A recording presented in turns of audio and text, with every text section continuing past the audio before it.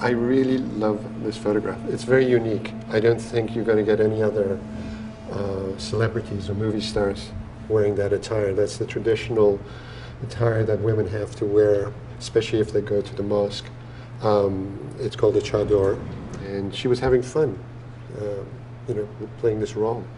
And in the background, you have a man going in from that side and a tribal woman with her baby going in from this side. And I don't think that is allowed anymore because, they've sort of separated men and women. And even when she wasn't wearing the chador, not too many people recognized her. You have to understand we were in parts of Iran that a lot of people hadn't seen movies or were not aware of movie stars and, that sort of culture. In the summer of 1976, I accompanied Elizabeth Taylor to Iran. It was a trip that was organized by Iran Air, and they had requested from my cousin, who was the ambassador from Iran to Washington, D.C., to pull a group of people together.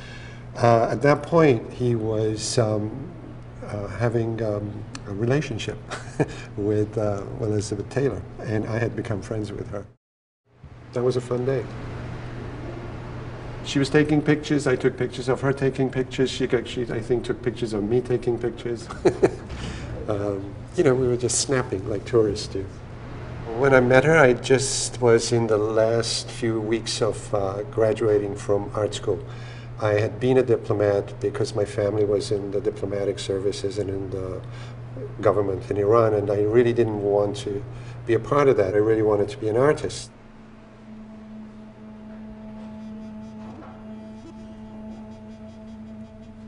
One day we visited this tea house in Shiraz, which was in an old, I don't know what the building originally was, but it had been turned into a tea house to attract tourists.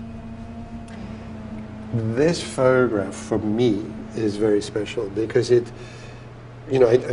left Iran when I was very young, so I don't have a lot of memories. But what the memories I do have are the sounds and some of the sights.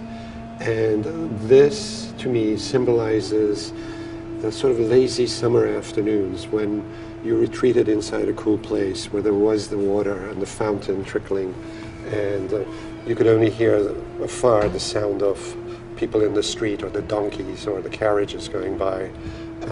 So there was sort of peaceful and harmonious inside. This is the main bazaar in Isfahan. It's huge, very big. And as you can see, all the tribal people are there with their goods, selling them. A lot of beautiful fabrics, costumes, outfits. And we went there. We went to several bazaars, but this was the best one.